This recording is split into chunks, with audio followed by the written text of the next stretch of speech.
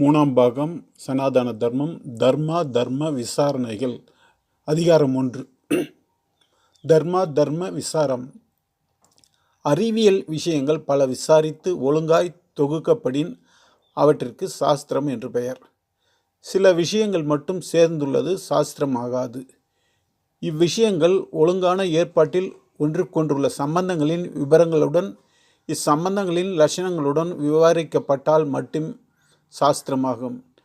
நிதி சாஸ்திரத்தை பற்றிய என்பது நமது நடத்தையின் ஒழுங்கை விவரிப்பது என்று அர்த்தம். அதாவது பகுத்தறிவுடைய மனிதர் தம்முள் ஒருவரை நோக்கி ஒருவர் இதர ஜந்துக்களை நோக்கியும் நடந்து கொள்ள வேண்டிய வழி அல்லது கிரமத்தை விவரிப்பது. ஆதலால் நீதியை விசாரிக்கும் சாஸ்திரம் என்பது கேவலம் சில நற்குணங்களையும் தீய குணங்களையும் இன்னவே என எடுத்து காட்டும் படிப்பு என்பது கருத்தன்று. பின்னே யாதவெனின் நமது நடத்தைகளை பற்றிய அநேக விஷயங்களை ஒழுங்காய் அவை ஒவ்வொன்றிற்கும் மற்றொன்றோடுள்ள சம்பந்தங்களும் இச்சம்பந்தங்களின் லட்சணங்களும் விளங்கும்படி முறைப்படி செய்யப்படும் விசாரணைகளே ஆம். இந்த நீதிக்கு இன்னும் ஒரு பெயராவது தர்மம் அல்லது நன்னடத்தை என்பதாம். இனி எது தர்மம் என்று அறிவதற்கு மனிதனையும் அவனை சூழ்ந்திருக்கும் பதார்த்தங்களையும் சிறிது இவ்விடத்தில் நாம் விசாரித்தறிந்து கொள்ள வேண்டும்.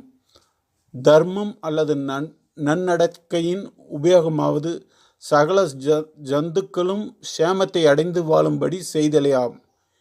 இது நன்னடத்தையின் சாஸ்திரத்தால் மனிதனுக்கு உலகில் சகல வஸ்துகளோடும் ஒத்து வாழ வேண்டிய வழியை காட்டுவதால் சித்திக்கின்றது. ஈஸ்வரன் அன்பின் உருவேயாதலால் தனது பிரபஞ்சம் முழுவதும் சேமத்துடன் வாழ வேண்டும் என்றும் இச்சை கொண்டு அவ்விதம் பிரபஞ்சம் முழுவதும் காலக்கிராமத்தில் நலமடையும்படி செய்கிறார். இதனால் நியாயமான எவ்விஷயமும் எந்த சமயத்திலும் சுகாரமானதே என்றும் அக்கிரமமானது எதுவும் எச்சமயத்திலும் துக்கமானதே என்றும் அர்த்தம் கொள்ளக்கூடாது. பின்னே யாதவெனின் முடிவில் சாஸ்வதமாகிய சுகமான மோட்சத்தை, அதாவது ஈஸ்வரனோடு ஐக்கியப்படுதலாகும். பரமானந்தத்தை தரும் நடத்தியே நல்லதென்பது பொருளாய் கொள்ள வேண்டும். வண்டியின் சக்கரங்கள் தம்மை இழுத்து செல்லும் எருதை நிச்சயமாய் பின்பற்றி வருவதைப் போல் பாவத்தையொட்டி துக்கமும் சம்பவிக்கின்றன. அவ்விதமே நன்னடத்தையை சுகமும் பின்பற்றுகிறது. பாப கிருதியங்களின் பயன் தற்சமயத்தில் அனுபவத்திற்கு ஆனந்தமாயிருந்தாலும் அது விஷயமே வருங்காலத்தில் மிகவும் துக்ககரமான பலனை வருவிக்கின்றன. சில சமயங்களில் வெகு நாள் நிற்கும் வியாதியையும் விளைவிக்கின்றன. அற்ப சுகத்தை உத்தேசித்து பாபத்தை செய்கிற ஒரு சிறுவன் ருசியுள்ளதும் மனதை கவரத்தக்க வர்ணங்களை உடையதுமான விஷக்கணிகளை பறித்து தின்று உடனே அது சாயந்தரமே வலியால் துடித்து வருந்தும் ஒரு சிறு குழந்தைக்கு ஒப்பாவான். அதலால் நீதியை உபதேசிக்கும் ஒவ்வொரு உபாத்தியாரும் ஒவ்வொரு பாபத்தையும் விஷமென்றே வற்புறுத்தி கூற வேண்டும். பிரமாணங்கள். தர்மம் ஆச்சாரத்தை லட்சணமாக உடையதும் பெரியோர் ஆச்சாரத்தை லட்சணமாக கொண்டவர்கள். சகல உபதேசங்களிலும் ஆச்சாரமே சிருஷ்டம் என்றும் கூறப்பட்டிருக்கின்றன. தர்மமானது ஆச்சாரத்தில் உண்டாகின்றது. தர்மத்தால் ஆயுள் வர்த்திக்கின்றன. ஆதலினால் ஆச்சாரத்தால் ஒரு புருஷன் ஆயுளை அடைகிறான். ஆச்சாரத்தால் மேன்மையையும் அடைகிறான். ஆச்சாரத்தால் இவ்வுலகத்திலும் அவ்வுலகங்களிலும் கீர்த்தியை பெறுகிறான். சுருதியிலும் ஸ்மிருதியிலும் ஆச்சாரமே மிக உயர்ந்த தர்மம் என்று கூறப்பட்டிருக்கின்றன. ஆதலால் ஆத்ம ஞானம் உள்ளதும் எப்போதும் ஆச்சாரத்திலே தவறாத நிற்றல் வேண்டும்.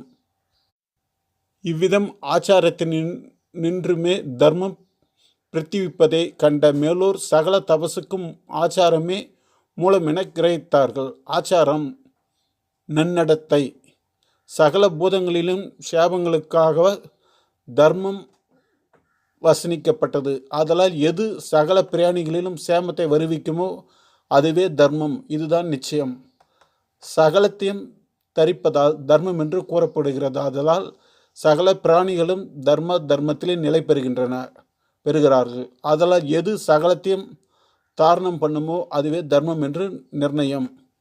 சகல பூதங்களுக்கும் அகிம்சை ஏற்படும் பொருட்டு தர்மம் பிரவசிக்கப்பட்டது. அதனால் எது அகிம்சையோடு இருக்குமோ அதுவே தர்மம் என்பது நிச்சயம். சகல ஜந்துக்களுக்கும் எவன் சதா காலமும் மித்திரனோ நண்பனோ சகலருடைய இதயத்தை மனோவாக்கு காயங்களால் நாடுகின்றானோ அவனே தர்மத்தை அறிந்தவன்.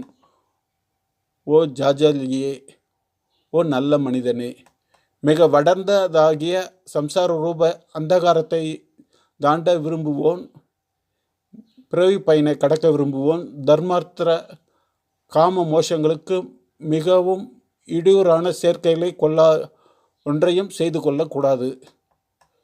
இவற்றுள்ளும் மோசமாகிய புருஷார்த்தமே முடிவாய் ஜனங்களால் விரும்பப்படுகின்றன.